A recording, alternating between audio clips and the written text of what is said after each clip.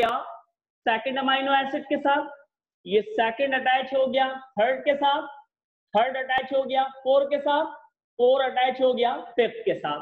तो देखिए ये है अमाइनो एसिड, अमाइनो एसिड, और ये भी है अमाइनो एसिड, और इन दोनों को आपस में ज्वाइन करने वाला कौन है? एक बॉन्ड। उस बॉन्ड को हम किसका नाम दे रहे हैं? पेप्टाइड बॉन्ड का नाम दे रहे हैं। तो यहाँ पे बहुत सारे पेप्टाइड बॉन्ड बन रहे हैं, इसलिए इसको आप नाम देते हैं किसका? पॉलीपेप्टाइड बॉन्ड्स का नाम देते हैं। पॉली मीन्स क्या है? मैनी। पॉली मीन्स मैनी, यानी कि कई पेप्टाइड बॉन्ड्स की यहाँ पर क्या हो रही है? फॉर्मेशन हो रही है। याद रखिएगा हमेशा अपने माइंड के अंदर कि how many amino acids occur in nature. अगर आप बुक को रीड करेंगे तो वहां कहा जाता है कि 100 एसेंशियल अमाइनो एसिड्स हैं, लेकिन मैं यहां कहता हूं कि as many as 300 amino acids occur in nature, but only 20 amino acids are called standard or essential amino acid। कि देखें टोटल अमाइनो एसिड मैंने कहा नेचुरली कितने अमाइनो एसिड है, बुक को रीड करेंगे तो वहां 100 एसेंशियल अमाइनो एसिड्स की बात की जा रही है, लेकिन मैं यहां कहता हूं कि टोटल आपके पास कितने अमाइनो एसिड्स हैं? Naturally occurring amino acids 300। उन 300 में से 20 अमाइनो एसिड्स ऐसे हैं जिनको हम नाम देते हैं किसका? एसेंशियल या फिर स्टैंडर्ड अमाइनो एसिड का। Why these 20 amino acids are called as standard and essential amino acids? Why? देखें उसका बेसिक क्या है कि because these 20 amino acids play key role in the formation of protein। कि ये जो 20 amino acids हैं इनका एक बहुत बड़ा रोल है किसकी फॉर्मेशन के अंदर? प्रोटीन की फॉर्मेशन। जैसे सपोज करें अर्जिनाइन है, लाइसाइन है, कॉलिक है, न्यूक्लिक है, एनालाइन है, these are the amino acids। तो ये 20 amino acids आपस में मिलके किसकी फॉर्मेशन करते हैं? Different kinds of the protein की फॉर्मेशन कर लेते हैं। अब देखें अगर आप में से कोई कहे यहाँ पर कि how many kinds of protein, तो इसका आंसर देना इम्पॉसिबल है। क्यों? क्योंकि देखें कितने एसेंशियल अमाइनो एसिड्स हैं? मैंने कहा 20 एसेंशियल अमाइनो एसिड्स हैं। फॉर एग्जांपल सपोज करें इंग्लिश में कितने अल्फाबेट्स हैं? 26 अल्फाबेट्स हैं, और ये 26 अल्फाबेट मिलके आपस में न्यू वर्डिंग बना लेते हैं, न्यू वोकैबुलरी बना लेते हैं। तो कभी इस वोकैबुलरी या इस वर्डिंग के ऊपर फुल स्टॉप आया है कि बस इससे ज्यादा ये वर्डिंग नहीं होगी? तो इसी तरीके से इन 20 अमाइनो एसिड्स में से हम ये नहीं कह सकते कि कब कौन सा अमाइनो एसिड आपस में केमिकली ज्वाइन हो जाए और ज्वाइन होने के बाद कौन से प्रोटीन की फॉर्मेशन कर ले। ठीक है, तो यहां पर हम सिर्फ उसी प्रोटीन के बारे में जानते हैं जिस प्रोटीन को हमने आइसोलेट किया है लिविंग ऑर्गेनिज्म से। जैसे सपोज करें डीएनए के अंदर हिस्टोन प्रोटीन प्रेजेंट है। अब हमने जब हिस्टोन प्रोटीन को आइसोलेट किया तो उसके अंदर अमाइनो एसिड देखा, कौन सा अमाइनो एसिड था? अर्जिनाइन और लाइसाइन, दोनों ही पॉजिटिवली चार्ज अमाइनो एसिड थे। एग के अंदर एल्बुमिन प्रोटीन थी, उस प्रोटीन को आइसोलेट किया, उसके अंदर हमने अमाइनो एसिड्स को चेक किया कि कौन से अमाइनो एसिड्स हैं। या फिर मसल्स प्रोटीन को हमने आइसोलेट किया, उसके अंदर हमने चेक किया कि कौन से अमाइनो एसिड्स हैं। तो अपने माइंड में याद रखिएगा कि काइंड्स ऑफ प्रोटीन, अगर आप काइंड्स ऑफ प्रोटीन का नाम पूछें कि कितनी काइंड्स हैं प्रोटीन की, तो यहाँ पे इसका आंसर नहीं होगा कोई। क्यों? क्योंकि कौन कौन से अमाइनो एसिड्स आपस में कंबाइन होकर के कौन सी प्रोटीन्स बना ले हम उसके बारे में नहीं जानते। हम सिर्फ उसी प्रोटीन के बारे में जानते हैं जिस प्रोटीन को हमने लिविंग ऑर्गेनिज्म से आइसोलेट किया है, और आइसोलेट करने के बाद हमने उसके अंदर अमाइनो एसिड्स की सीक्वेंस को क्या किया है? चेक किया है। ठीक है, अच्छा देखें अब उसके बाद मैं थोड़ा सा और इसके ऊपर बात करता हूं। इसका स्क्रीनशॉट लें फिर मैं इसको साफ करूं।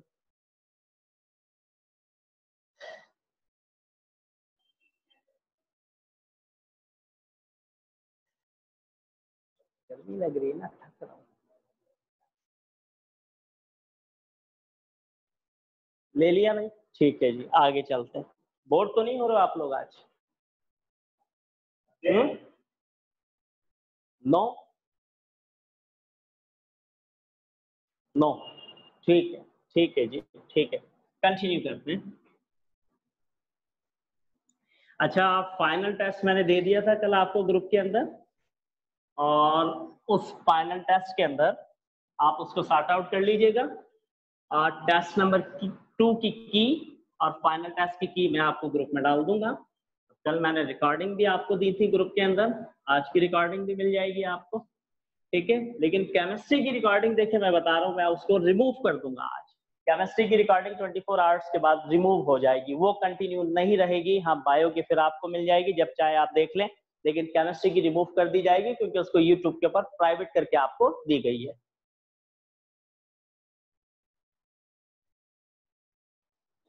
अच्छा जी, आगे चलते हैं कि देखें प्रोटीन क्या है। प्रोटीन है यानी कि proteins are the building block of tissues. ये जो टिश्यूज है उनका बिल्डिंग ब्लॉक किसको कहा जाता है? देखें, बिल्डिंग ब्लॉक्स के ऊपर पूरी बिल्डिंग खड़ी होती है, और बिल्डिंग मटेरियल क्या कहलाता है? देखें, कार्बोहाइड्रेट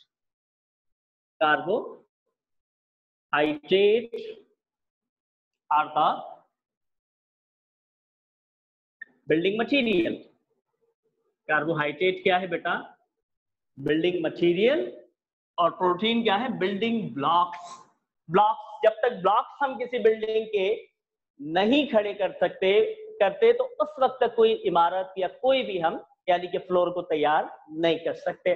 तो ब्लॉक्स के तौर के ऊपर काम करती है, और बिल्डिंग मटेरियल क्या होगा? कार्बोहाइड्रेट। तो इसीलिए तो प्रोटीन को फर्स्ट रैंक दिया गया है, is the most essential biomolecules, ठीक है। अच्छा देखिए, द 50%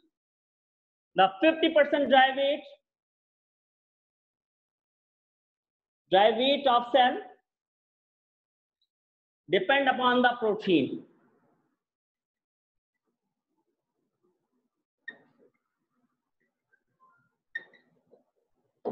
कि जो 50% ड्राई वेट है सेल का, वो किसके ऊपर डिपेंड करता है? प्रोटीन के ऊपर। मैंने आपको बताया था, अगर आपको याद हो, मैंने कहा था कि 70 to 90% क्या है? वाटर।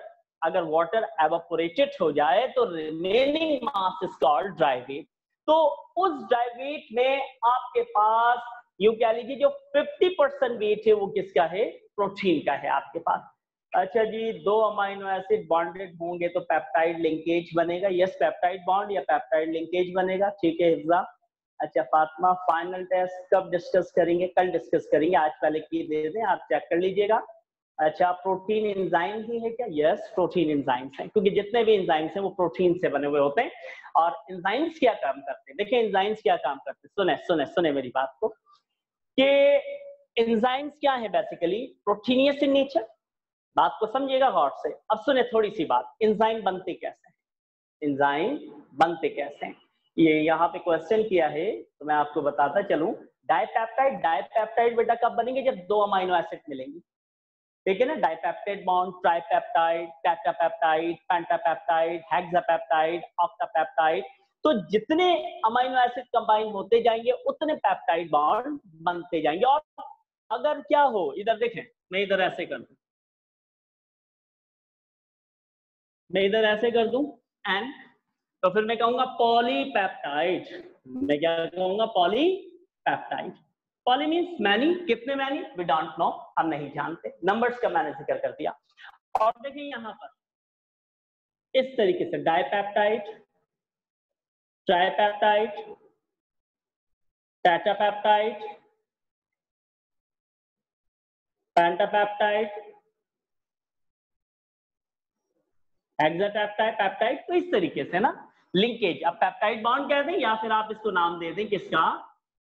पेप्टाइड लिंकेज का नाम दे दें, पेप्टाइड लिंकेज। बात एक ही है पेप्टाइड बॉन्ड कहें या पेप्टाइड लिंकेज का इसको नाम दे दें, ठीक है।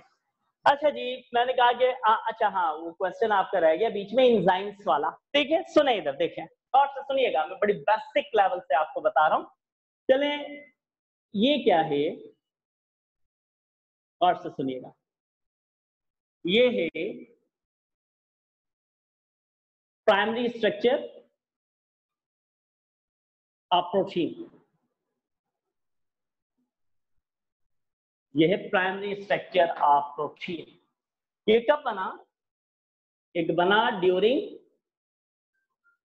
Transcription and translation.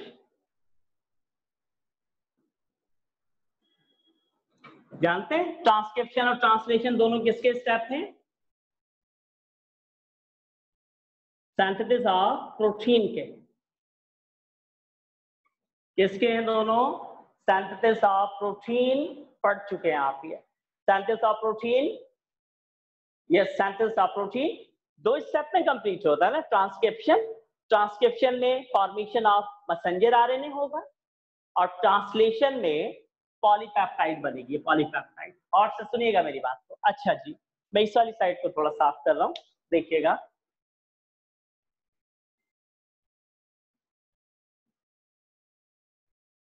देखिए जी, उसके बाद ये पॉलीपेप्टाइड कहां जाएगी? गोल्जी बॉडीज के पास। गोल्जी बॉडीज के पास क्या होते हैं? गोल्जियन वैक्यूल्स होते हैं या गोल्जियन वेसिकल्स होते हैं, जो यानी कि एंडोप्लाज्मिक रेटिकुलम के पास ये प्रोटीन का प्राइमरी स्ट्रक्चर बना है। बनने के बाद गोल्जियन वैक्यूल्स या फिर गोल्जियन आपके पास क्या है, वेसिकल, इस प्राइमरी स्ट्रक्चर को पिक करते हैं और पिक करने के बाद गोल्जी बॉडीज के पास ले जाते हैं। अब गोल्जी बॉडीज क्या करेगा? गोल्जी बॉडीज इसको क्या करेगा? सुपर फोल्ड कर देगा। सुपर फोल्ड किया तो कौन सा स्ट्रक्चर बन गया? टर्चरी स्ट्रक्चर बन गया। कौन सा स्ट्रक्चर बन गया? टर्चरी स्ट्रक्चर बन गया प्रोटीन का, ठीक है। 3 डायमेंशनल स्ट्रक्चर भी कह सकते हैं, यस। अच्छा, अब ये जो सुपर फोल्डेड या टर्चरी स्ट्रक्चर है, ये क्या है? एंजाइम्स। क्योंकि जितने भी एंजाइम्स हैं, हमेशा मेरी इस बात को याद रखिएगा, all the enzyme having a tertiary structure of protein. Mostly तकरीबन जितने भी एंजाइम हैं, उन तमाम के पास प्रोटीन का कौन सा स्ट्रक्चर होता है? टर्चरी, मतलब 3 डायमेंशनल स्ट्रक्चर होता है। तो एंडोप्लाज्मिक रेटिकुलम के पास तो प्राइमरी स्ट्रक्चर बना ट्रांसक्रिप्शन और ट्रांसलेशन से। फिर गोल्जियन वैक्यूल्स ने उस प्राइमरी स्ट्रक्चर को लिया, गोल्जी बॉडीज के पास ले गए। गोल्जी बॉडीज ने उसको सुपर फोल्ड किया, 3 डायमेंशनल फोल्ड किया, उसको टर्चरी फॉर्म में कन्वर्ट किया। फिर उस टर्चरी स्ट्रक्चर में जब वो कन्वर्ट हुआ तो वो क्या बन गए? एंजाइम्स बन गए। और फिर उस एंजाइम्स को लेकर के वो गोल्जियन वैक्यूल्स या गोल्जियन वेसिकल्स किसके पास जाएंगे? उस ऑर्गेनेल्स के पास जाएंगे जहां पर वो एंजाइम क्या होगा? रिक्वायर्ड होगा। फिर वो ऑर्गेनेल्स उस एंजाइम को यूटिलाइज करेगा और यूटिलाइज करने के बाद अपनी मेटाबॉलिक एक्टिविटीज को परफॉर्म करेगा। अब आप सोचें कि अगर प्राइमरी स्ट्रक्चर ना होता प्रोटीन का तो टर्चरी बनता टर्चरी? नहीं। और अगर टर्चरी स्ट्रक्चर ना बनता तो एंजाइम्स बनते? नो। और एंजाइम ना होते तो मेटाबॉलिक एक्टिविटीज होती? नहीं। और मेटाबॉलिक एक्टिविटीज नहीं होती तो लाइफ का कोई कॉन्सेप्ट होता? नो। तो इसीलिए तो कह रहे हैं ना, फर्स्ट रैंक, इसका फर्स्ट रैंक है किसका? प्रोटीन का। और सबसे इंपॉर्टेंट असेंशियल बायोमॉलिक्यूल्स है, सबसे इंपॉर्टेंट असेंशियल बायोमॉलिक्यूल्स इसको क्यों कहा जा रहा है? इसीलिए कहा जा रहा है। समझ गए एंजाइम का सिस्टम? क्लियर है कॉन्सेप्ट बेटा? अगर सिंथेसिस ऑफ प्रोटीन हमारी बॉडी खुद बना रही है तो हम प्रोटीन फूड इनटेक क्यों करते हैं? ठीक है, देखिए ये जो सिंथेसिस ऑफ प्रोटीन है ना, ये किसके लिए है? फॉर्मेशन ऑफ एंजाइम्स के लिए है। और जो आप प्रोटीन ले रहे हैं ना, वो प्रोटीन आपके मसल्स को चाहिए, वो प्रोटीन आपकी स्किन को चाहिए, वो प्रोटीन आपके नर्व्स को चाहिए, वो प्रोटीन आपके हेयर्स को चाहिए, ठीक है ना। वो प्रोटीन आपको डाइजेशन के लिए चाहिए, वो प्रोटीन एक्सपेंशन और कॉन्ट्रैक्शन ऑफ मसल्स के लिए चाहिए आपको, ठीक है। और जो एंजाइम वाली प्रोटीन है, वो प्रोटीन आप इनटेक नहीं कर सकते। वो प्रोटीन तो आपकी बॉडी में बनती है ना, कौन बनाता है? एंडोप्लाज्मिक रेटिकुलम, ठीक है ना। तो इसलिए जो प्रोटीन प्रोटीन आप फूड के जरिए, डाइट के जरिए इनटेक करते हैं, लेते हैं। वो प्रोटीन आपके हेयर्स को, नेल्स को, स्किन को, मसल्स को एक्सपेंशन और कंट्रैक्शन के अंदर, डाइजेशन के अंदर, क्लॉटिंग ऑफ ब्लड के अंदर, हीमोग्लोबिन के अंदर, इनके अंदर काम आएगी। लेकिन ये जो प्रोटीन है एंजाइम वाली, ये प्रोटीन, ये एंजाइम वाली जो प्रोटीन है आपके मेटाबॉलिक फंक्शन करेगी, डाइजेशन ऑफ फूड कर देना, ठीक है ना। ये किसकी वजह से? एंजाइम्स की वजह से आपके पास। तो जितनी भी मेटाबॉलिक एक्टिविटीज हैं उनके अंदर जो प्रोटीन है वो एंजाइम से, और जो आप इनटेक करते हैं वो प्रोटीन आपके इस काम आती है, जैसे कि मैंने अभी बताया मसल्स कंट्रैक्शन वगैरह इनके बारे में। एंडोप्लाज्मिक एंडोप्लाज्मिक रेटिकुलम के अंदर दो हैं, एक स्मूथ एंडोप्लाज्मिक रेटिकुलम है और एक रफ एंडोप्लाज्मिक रेटिकुलम है।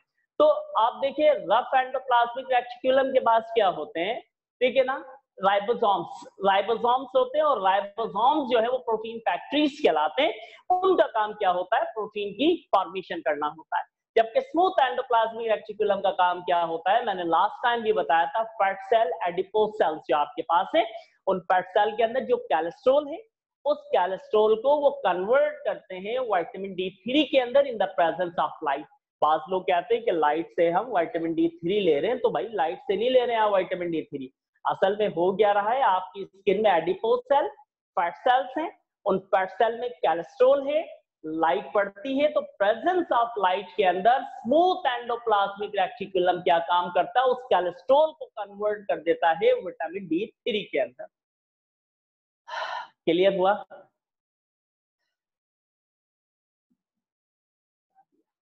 क्लियर? ठीक है जी, मैं इसको स्क्रीनशॉट ले लें फिर आगे चलते हैं।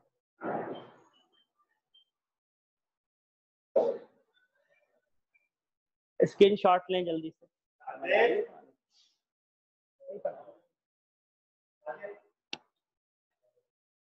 डन, ठीक है जी।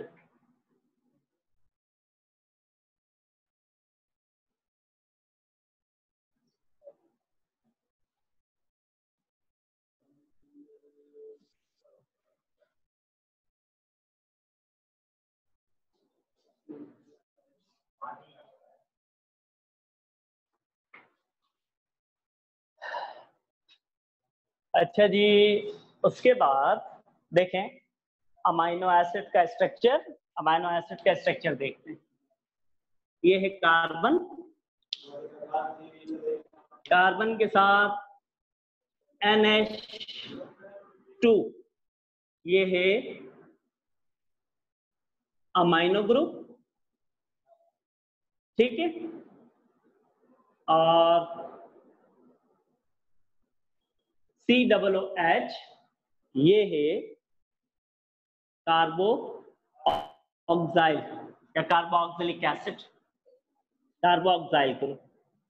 अच्छा, ये है बेस और ये है एसिड, ये है एसिड, ठीक है। अच्छा, उसके बाद ये है R शो करेगा किसको? रेडिकल को, या फिर variety of structure of amino acid. कैसे variety of structure of amino acid? मैं एक्सप्लेन करता हूं यहां पे। और ये है यहां पे H। अच्छा देखिए, ये कार्बन क्या कहलाएगा? इस कार्बन को आप नाम देंगे अल्फा कार्बन। क्यों अल्फा कार्बन कहेंगे? देखें, ऐसा कार्बन जिसके अंदर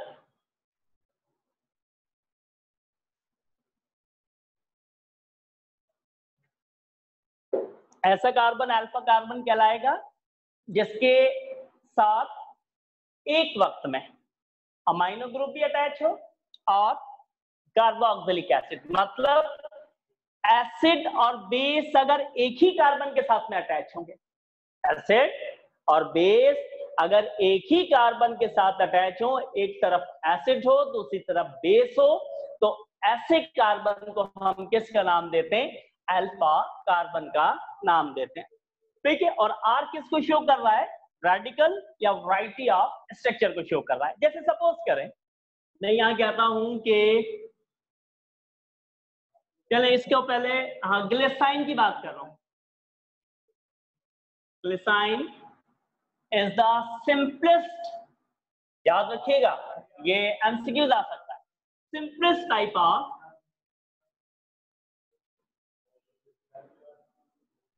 अमाइनो एसिड। ग्लिसराइन क्या है? Is the simplest form of या simplest type of amino acid. अच्छा जी, अब देखिए इसका स्ट्रक्चर हम डिस्कस करते हैं। देखें इसके स्ट्रक्चर में आपके पास क्या है, CH2। चलें पहले इसको लिख लें, पहले इसको क्लियर करें फिर आगे चलते हैं। इसको स्क्रीनशॉट लें फिर आगे चलते हैं।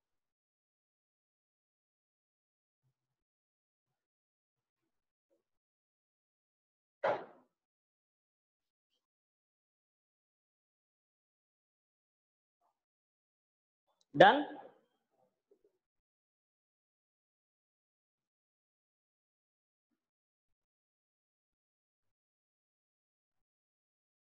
देखिए यहां C2H5NO2 ये है आपके पास मॉलिक्यूलर फार्मूला ऑफ ग्लिसराइन। के ग्लिसराइन का मॉलिक्यूलर फार्मूला क्या होगा? अब देखिए यहां पर N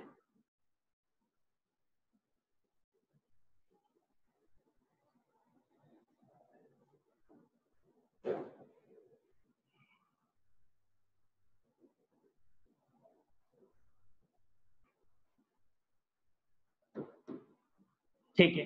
देखें ये क्या है, स्ट्रक्चर ऑफ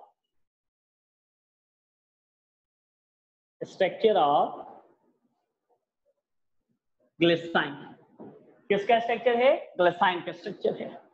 उसके बाद सीराइन। सीराइन का स्ट्रक्चर देखें,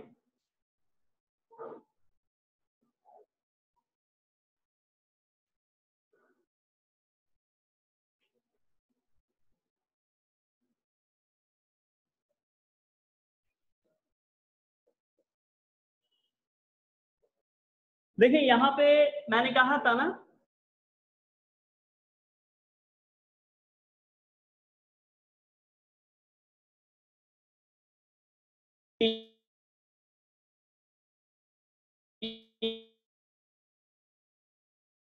तो और इसकी जगह हमने चेंज करके क्या, C2CH2OH, तो ये सीराइन बन गया आपके पास। सीराइन के बाद एलालाइन। अब देखिए इसके अंदर क्या होगा,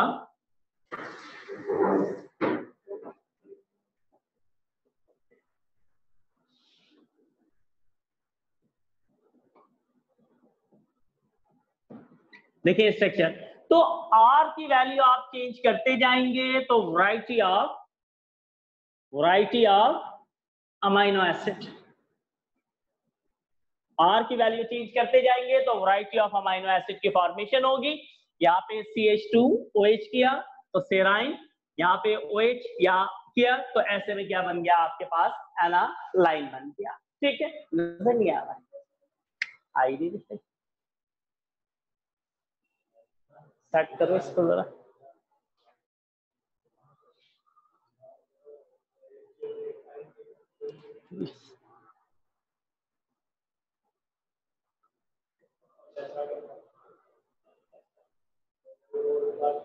नहीं सर जरा, अभी भी नहीं आ रहा, अभी भी नहीं आ रहा, नहीं आ रही, नहीं आ रही ना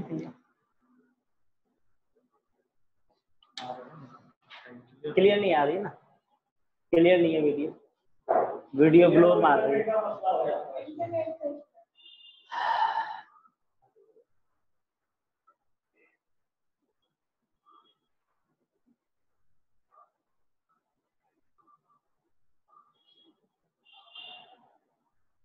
ब्लोर क्या चीज है?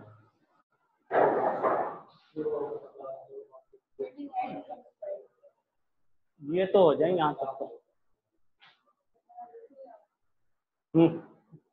चलो ठीक है फिर ये भी। अच्छा बेटा चलें फिर ग्लिसराइन। आवाज तो मेरी आ रही है आपको? आवाज आ रही है मेरी आपको?